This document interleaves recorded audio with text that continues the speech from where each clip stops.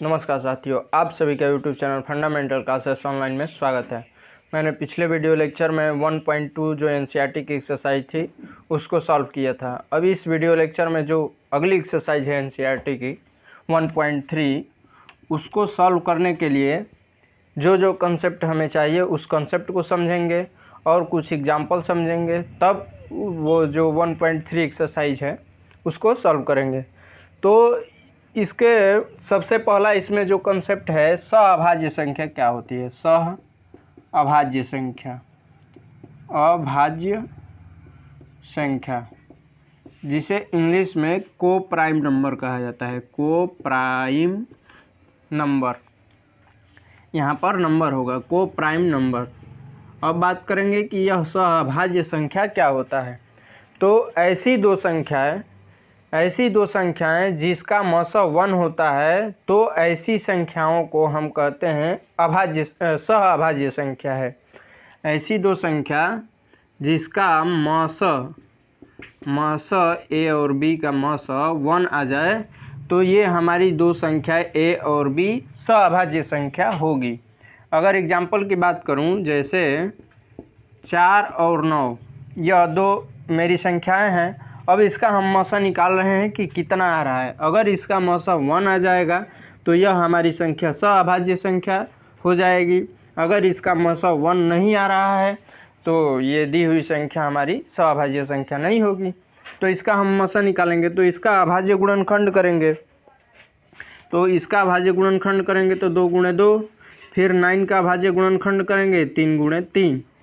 अब हमें पता है कि मसा ज्ञात करते समय हम जो भी संख्याओं का अभाज्य गुणनखंड किए रहते हैं, तो उसमें से देखते हैं कि कौन सा नंबर अंक गुणनखंड उभयनिष्ठ है। तो यहाँ पर हम देख रहे हैं कि इन दोनों के गुणनखंड में, अभाज्य गुणनखंड में कोई नंबर ऐसा नहीं मिल रहा है, हमें नहीं दिख रहा है कि जो कि दोनों में हो, यानी उभयनिष्ठ हो। तो क्या इसका मसा नहीं होगा? तो जब किसी संख्या के गुणनखंड में कोई नंबर उभयनिष्ठ नहीं होता है तो उस दी हुई संख्या का मसा हम 1 मानते हैं। ये सभी डिस्कशन मैंने पिछले वीडियो लेक्चर में किया है। तो ये 4 और 9 का हमारा मसा कितना हो जाएगा? 1। तो इसका मसा 1 आ गया, अतः यह दी हुई संख्या हमारी सहअभाज्य संख्या है। अब अगला टॉपिक क्या है, उस टॉपिक को समझते हैं। अगला एक प्रमेय है। इस प्रमेय की मदद से हम क्वेश्चन को सॉल्व करने में वो प्रमेय मदद करेगी। हमें उस प्रमेय को समझना है कि वह प्रमेय क्या कहती है। तो मान लीजिए प्रमेय है यह, यह प्रमेय लिख रहे हैं हम। माना P एक अभाज्य संख्या है। एक अभाज्य संख्या, मैंने अभाज्य संख्या है। अभाज्य संख्या और भाज्य संख्या के बारे में पिछले वीडियो लेक्चर में बिल्कुल उसको डिटेल में डिस्कशन किया है। तो जो लोग उस वीडियो लेक्चर को नहीं देखे हैं, जा कर के वहाँ से देख लीजिए, ताकि आगे आने वाली सभी चीज़ें आसान हो जाएंगी और कंसेप्ट क्लियर होता जाएगा। तो माना P एक अभाज्य संख्या है तथा A कोई धनात्मक पूर्णांक है। A कोई धनात्मक पूर्णांक है। A कोई धनात्मक पूर्णांक है, हो गया।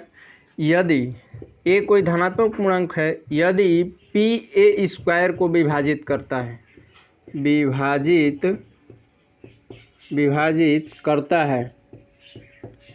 है, तो जब P A² को विभाजित करता है तो P A को भी विभाजित करेगा। A को भी विभाजित करेगा।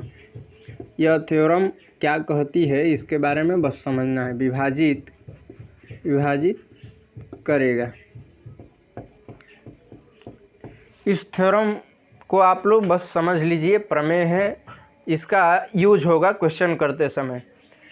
तो P एक अभाज्य संख्या है और A कोई धनात्मक पूर्णांक है। धनात्मक पूर्णांक के बारे में मैंने बात किया है। 1 2 3 4 5 6 7, ये सभी डॉट इनफाइनाइट तक ये सभी संख्याएं धनात्मक पूर्णांक होती है।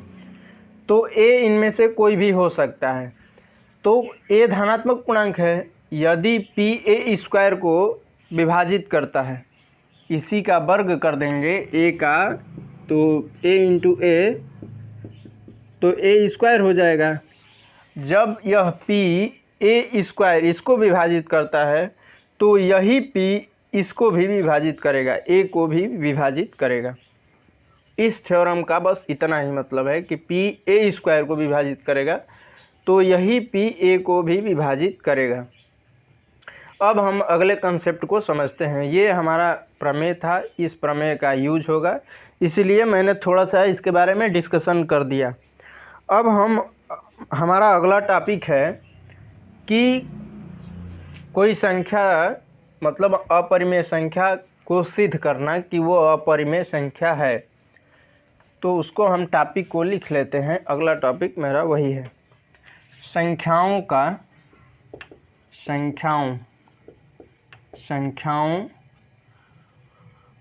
को अपरिमेयता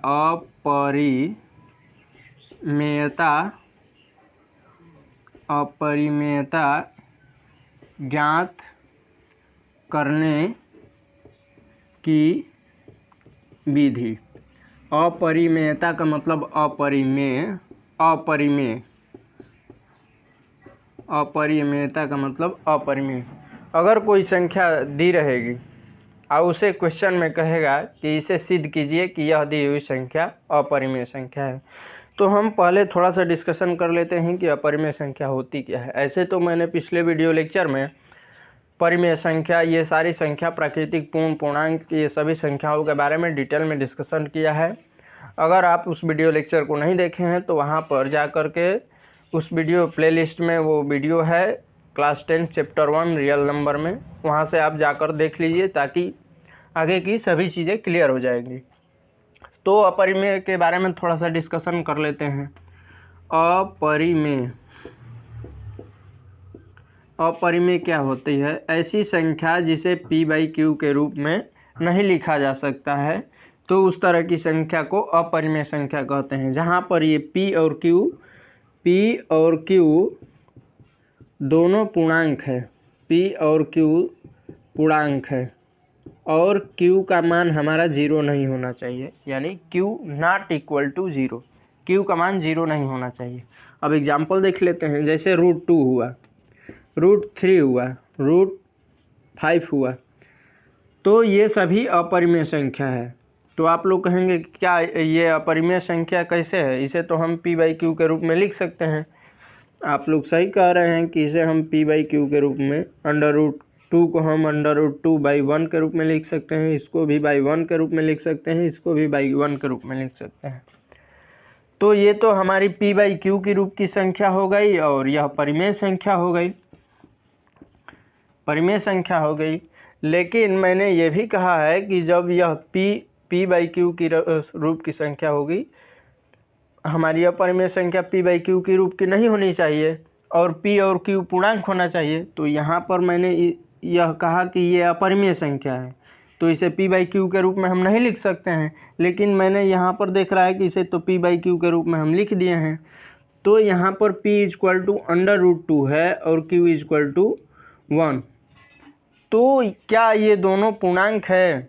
ये p और q दोनों पूर्णांक होना चाहिए। तो यहाँ पर केवल ये q = 1 ही पूर्णांक है, p = √2 ये पूर्णांक नंबर नहीं है। इसलिए हम √2 को p/q के रूप में नहीं लिख सकते हैं। लिखा तो है लेकिन यहाँ पर p और q दोनों पूर्णांक होना चाहिए, पूर्णांक नहीं है, इसलिए हमारी यह संख्या अपरिमेय संख्या होती है। अधिकतर ऐसा देखा गया है साधारणतः कि √ में जब अभाज्य वाली संख्या को लिख दिया जाता है, √ में अभाज्य संख्या, तो ये हमारी सभी संख्याएं अपरिमेय संख्या होती है। √ में जब भी हम अभाज्य संख्या को लिख देते हैं तो ये अपरिमेय संख्या होती है। अब हम ये जो टॉपिक है कि संख्याओं को अपरिमेयता ज्ञात करने की विधि, दो तरह से हमें संख्या दे देगा और कहेगा कि उसे सिद्ध कीजिए कि यह दी हुई संख्या अपरिमेय संख्या है।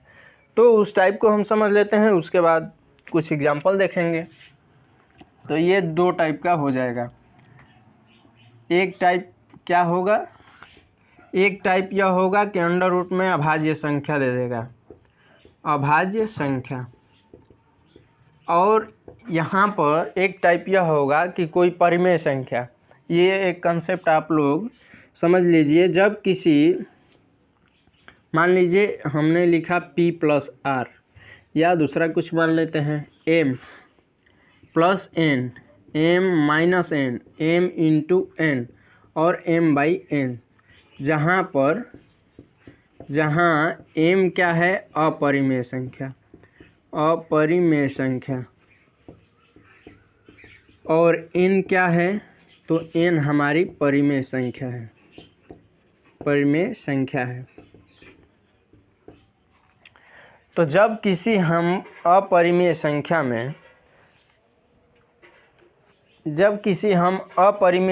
में, परिमेय संख्या को जोड़ दे, घटा दे, गुणा कर दे या भाग करें, तो वो जो संख्या बनेगी वो संख्या भी हमारी अपरिमेय संख्या होगी। जैसे मान लीजिए अंडर रूट में 5 में जब हम किसी नंबर को जोड़ दें, यानी 3 जोड़ दे रहे हैं, तो जो ये संख्या यह बनी नई, ये हमारी संख्या भी अपरिमेय संख्या होगी। या अंडर रूट में से हम अंडर रूट 5 में से 3 को घटा दें, तो ये वाली हमारी संख्या जो बनी ये भी अपरिमेय संख्या होगी। जब 3 अंडर रूट 5 कर दें, यानी 3 को और अंडर रूट 5 में हम गुणा कर दें, तो ये जो संख्या बनी ये हमारी अपरिमेय संख्या होगी। ठीक इसी प्रकार भाग भी कर देंगे, मान लीजिए 3 अंडर रूट 5 ये इस तरह कर दें, तो ये जो संख्या बनी ये भी हमारी अपरिमेय संख्या होगी। ये एक कंसेप्ट है, इसको आप लोग याद रखिएगा। तो इस तरह की संख्या देगा तब कैसे हम उसे बताएंगे कि अपरिमेय सिद्ध कैसे करेंगे, और इस तरह की संख्या देगा तब हम कैसे अपरिमेयता सिद्ध करेंगे। आप लोग यहाँ पर कहेंगे कि ये 3 जो है ये तो पूर्ण संख्या है, तो जब हम प्राकृतिक संख्या इस 3 को हम 3/1 लिख सकते हैं। हम परिमेय संख्या उसे कहते हैं जो p/q के रूप में लिख सकते हैं, तो ये p/q के रूप की है, तो ये परिमेय संख्या हुई।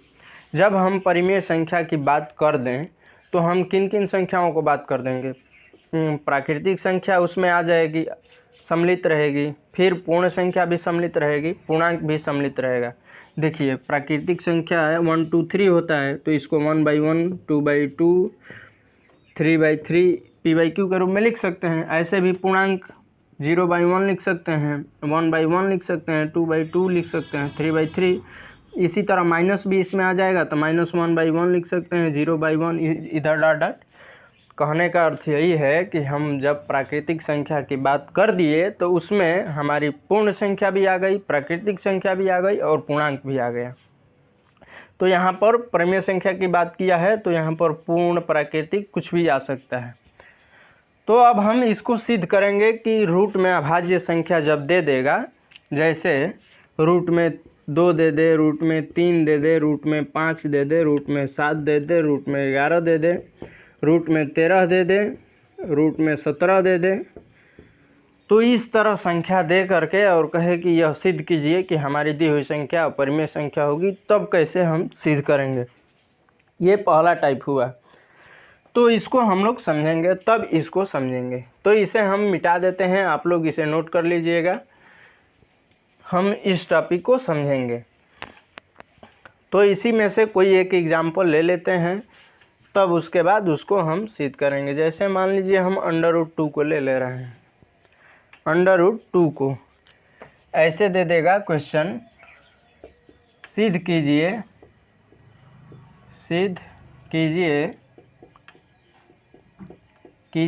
कि √2 अपरिमेय संख्या है, अपरिमेय संख्या है। तो जब भी किसी संख्या, कोई संख्या दे करके और कहेगा कि सिद्ध कीजिए अपरिमेय संख्या है, तो हम उसको उल्टा मान लेंगे कि वह दी हुई संख्या अपरिमेय सिद्ध करने के लिए कहेगा, तो हम उसे उल्टा मान लेंगे कि यह दी हुई संख्या परिमेय संख्या है, तब उसको हम प्रूव करेंगे। तो यहाँ से ये हल करने का सबसे पहला स्टेप है उल्टा मान लेना, मतलब विरोधाभास मान करके हल करना, इसको कहते हैं। तो इसे हम हल करेंगे। तो जो ये √2 को हमें अपरिमेय संख्या दिखाना है, तो हम मान लेंगे, माना √2 जो है परिमेय संख्या है, परिमेय संख्या है, परिमेय संख्या है। जब यह √2 परिमेय संख्या है तो हम इसे p/q के रूप में लिख सकते हैं।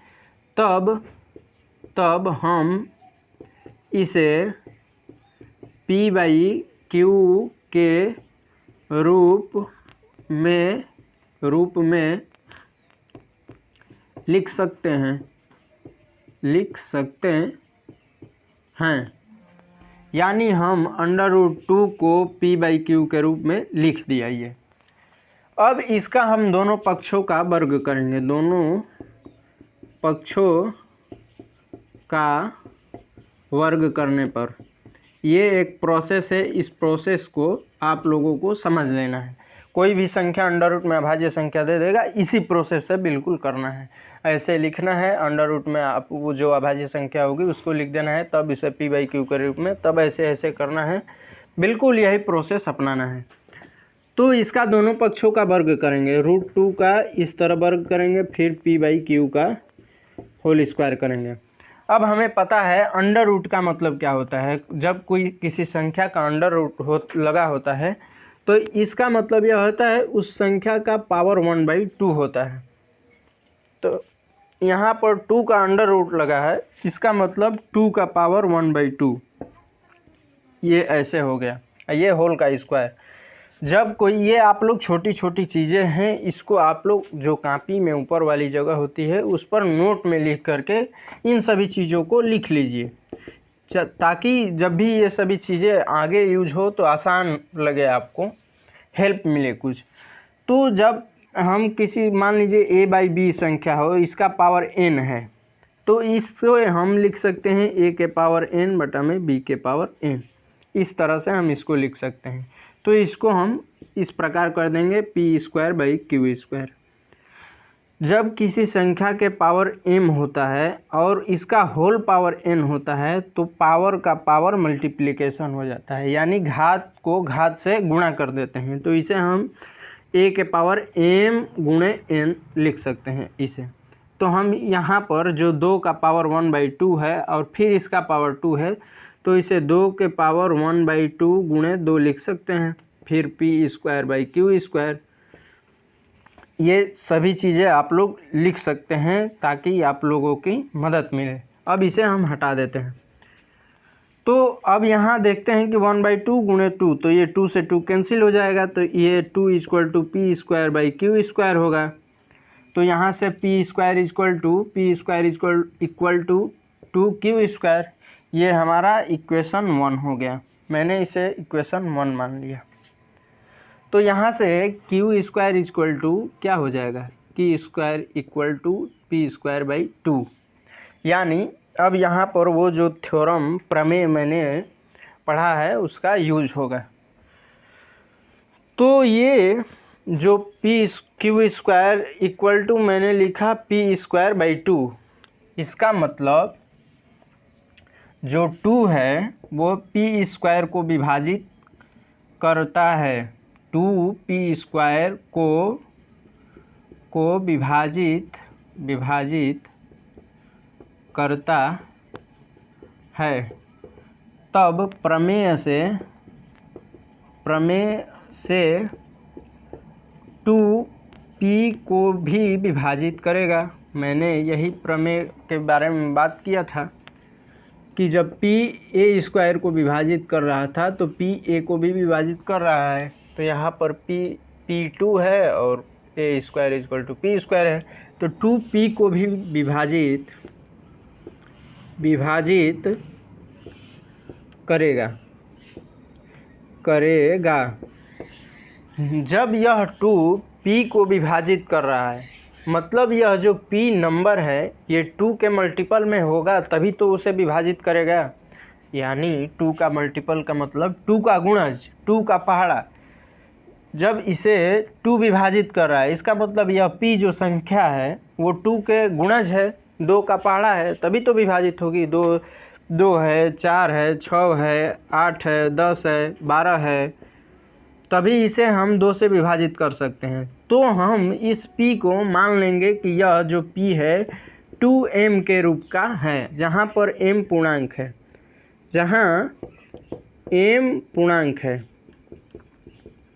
है, यानी इसे m के मान 1 भी रख सकते हैं, 2 रख सकते हैं, 3 रखेंगे तो वो 2 का पहाड़ा ही बनेगा।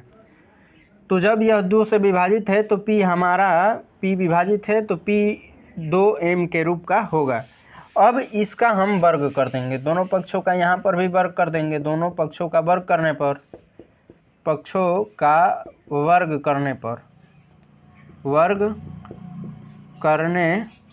पर तो इसे वर्ग करेंगे तो 2p स्क्वायर हो जाएगा, फिर 2m स्क्वायर हो जाएगा। और जब 2 चीज़ें मल्टीप्लिकेशन में होती है और उसका पावर कुछ होता है, मान लीजिए a इंटू b 2 संख्याएं मल्टीप्लिकेशन में है और इसका पावर n है, तो इसे a के पावर n b के पावर n लिख सकते हैं। तो देखिए हम यहाँ पर इसी चीज़ का उपयोग करेंगे प्रयोग। तो ये 2 का वर्ग होगा तो 4 हो जाएगा, m स्क्वायर हो जाएगा, p square equal to 4m square. ये जो मैंने इसको इक्वेशन 2 मान लेंगे, ये जो p स्क्वायर का मान है समीकरण 1 में रखने पर। तो समीकरण 1 से यहाँ पर हम लिखेंगे, समीकरण 1 से p square equal to 4m square यहाँ पर हम रखेंगे और 2q स्क्वायर। तो यहाँ से 2 से ये 2 बार में कैंसिल हो जाएगा, तो 2m square equal to q square. तो यहाँ से m square equal to q square by 2।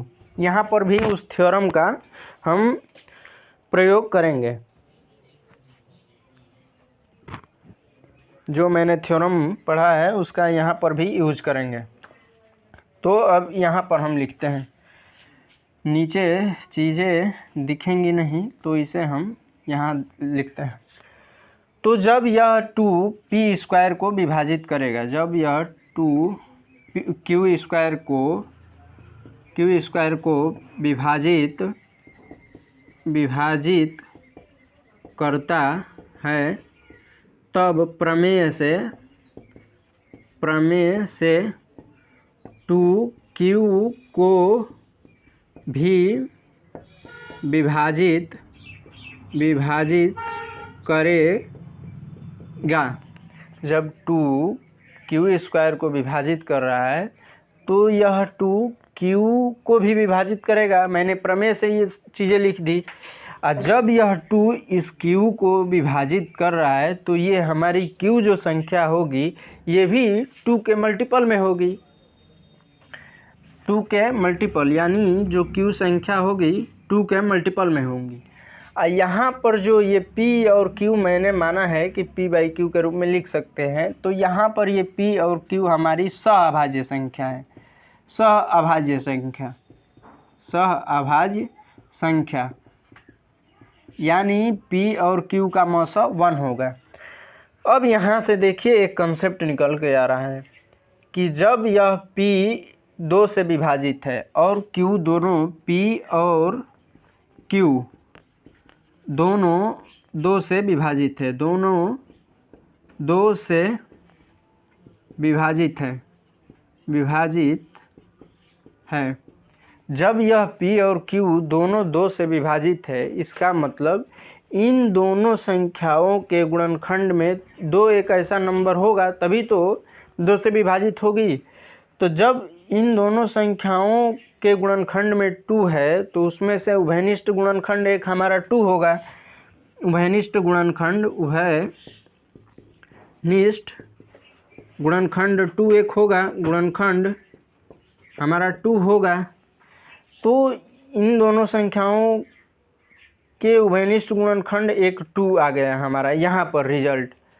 हम यहाँ पर बात किए हैं कि p और q जो है सहअभाज्य संख्या है, यानी इसका उभयनिष्ठ गुणनखंड या मसा 1 होगा।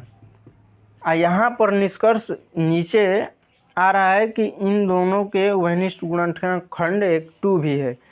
तो जो ये मेरा रिजल्ट आ रहा है गलत आ रहा है, क्योंकि पहले भी मैंने बात कर चुका है कि पी और क्यू सहअभाज्य संख्या है, एक के अलावा इसमें कोई उभयनिष्ठ गुणनखंड नहीं हो सकता है, यानी दी हुई संख्याओं का मौसा 1 ही होगा। यहाँ पर दी हुई संख्याओं का मौसा 2 भी आ जा रहा है, तो ये हमारा गलत आ रहा है। ये ऐसा क्यों आ रहा है? क्योंकि मैंने पहले ही गलत मान लिया है, दी हुई संख्या को मान लिया है, दी हुई अपरिमेय संख्या को मैंने मान लिया है परिमेय संख्या है। तो यहाँ से निष्कर्ष निकल रहा है कि यह दी हुई संख्या हमारी अपरिमेय संख्या होगी। ये रिजल्ट गलत आ रहा है। ये रिजल्ट क्यों गलत आ रहा है? क्योंकि मैंने ऊपर ही गलत मान लिया है, त्रुटिपूर्ण मान लिया है। तो जब त्रुटिपूर्ण मान लिया है कि यह परिमेय संख्या है, ये परिमेय संख्या हमें नीचे नहीं दिख रही है, तब यह दी हुई संख्या परिमेय नहीं है, तो क्या हो सकती है? अपरिमेय होगी। तो हम यहाँ पर लिख देंगे अतः √2 परिमेय संख्या अपरिमेय संख्या होगी, अपरिमेय संख्या होगी। ये एक क्वेश्चन रहा। ये बहुत इम्पॉर्टेंट क्वेश्चन है, एक्सरसाइज। इससे क्वेश्चन हमारे बोर्ड एग्जामिनेशन में बनते हैं कि सिद्ध कीजिए, संख्या दे देगा और कहेगा कि सिद्ध कीजिए अपरिमेय संख्या है। तो ये एक बहुत इम्पॉर्टेंट एक्सरसाइज है 1.3। अब हम अगला टाइप एक देख लेते हैं कि उसको कैसे प्रूव करेंगे। ये एक प्रोसेस था, हम लोगों ने समझा। इस तरह का क्वेश्चन आप लोगों से बोर्ड एग्जामिनेशन में आ सकता है। यह जो 1.3 एक्सरसाइज है एनसीईआरटी की, बहुत ही इम्पॉर्टेंट है, क्योंकि बहुत बार क्वेश्चन पूछा है इससे। तो अब देख लेते हैं दूसरा टाइप। जब मान लीजिए कोई संख्या दे देगा, इसे भी एग्जाम्पल की मदद से सिद्ध कीजिए कि 3 या मैंने मान लीजिए 5√2 अपरिमेय संख्या है, अपरिमेय संख्या है। इसे सिद्ध करना है कि अपरिमेय संख्या है, तो हम वही प्रोसेस अपनाएंगे। इसे मान लेंगे कि दी हुई संख्या परिमेय संख्या है, तो हल करेंगे इसे। तो माना 5√2 परिमेय संख्या है। जब परिमेय संख्या है तो इसे हम p/q के रूप में लिख सकते हैं। तब हम इसे p/q के रूप में लिख सकते हैं। तो इसे हम p/q के रूप में लिख देंगे। तो 5√2 equal to p/q equal to, तो यहाँ से √2 इक्वल टू हो जाएगा p/5q। यहाँ पर एक कंसेप्ट ये निकल कर आ रहा है कि जब भी इस तरह की संख्या दे देगा, जैसे 5 + √2, √2 - 5 या √5 - 2 लिख लीजिए, 2√5 या 2/√5। तो यहाँ पर जब ये प्रोसेस, सब में एक ही प्रोसेस यही करते आना है। तो यहाँ पर जब करते आएंगे तो एक तरफ में हम अपरिमेय संख्या को रखेंगे और दूसरी तरफ परिमेय संख्या को कर देंगे। ऐसा आएगा, मान लीजिए यहाँ पर 5 + √2 और p/q आया, तो इसमें ये वाली हमारी अपरिमेय संख्या है, तो इसको एक साइड रखेंगे, यानी √2 लिख देंगे और p/q इसको इधर लेते जाएंगे माइनस। तो इस तरह से हम करेंगे। तो जो मैंने इसको किया इतना आ गया, √2 इक्वल टू p/5q। तो अब इसको हम वर्ग कर देंगे, √2 इक्वल टू p/5q। अब यहाँ पर जो ये p और q है सहअभाज्य संख्या है, ये नहीं भूलना है। p और q सहअभाज्य संख्या है, अभाज्य संख्या है। और p और q हमारा पूर्णांक है, p और q पूर्णांक है। अरे भाई, पूर्णांके का क्रमशः 1 आएगा तभी वह संख्या सहअभाज्य संख्या होगी। तो p और q हमारा पूर्णांक है। जब यह p और q पूर्णांक है तो p/q हमारी परिमेय संख्या होगी, जब यह p/q परिमेय संख्या होगा तो p/5q भी हमारा परिमेय संख्या होगा। और जब यह p/q हमारी ये परिमेय संख्या होगी, तो ये दोनों चीज़ें बराबर है तो ये भी हमारी परिमेय संख्या होनी चाहिए। लेकिन हम जानते हैं कि √2 अपरिमेय संख्या होती है। तो यहाँ पर गलत निष्कर्ष आ रहा है, एक तरफ परिमेय संख्या आ रहा है और दूसरी तरफ अपरिमेय संख्या आ रहा है। तो ऐसा क्यों आ रहा है? ऐसा इसलिए आ रहा है क्योंकि मैंने पहले ही शुरू में ही गलत मान लिया है, त्रुटिपूर्ण मान लिया है कि दी हुई संख्या को मैंने मान लिया है कि यह परिमेय संख्या है, इसलिए इस तरह का रिजल्ट आ रहा है, गलत रिजल्ट आ रहा है। तो यहाँ से हम इस निष्कर्ष पर पहुँचते हैं कि दी हुई हमारी संख्या परिमेय संख्या ना होकर के अपरिमेय संख्या है। तो ये हमारा कंसेप्ट था। हम लोगों ने कंसेप्ट के बारे में बहुत डिटेल से समझा, अच्छे से समझा। अगले वीडियो लेक्चर में जो 1.3 एक्सरसाइज है उसको सॉल्व करेंगे। तब तक के लिए धन्यवाद। मिलते हैं नेक्स्ट वीडियो में।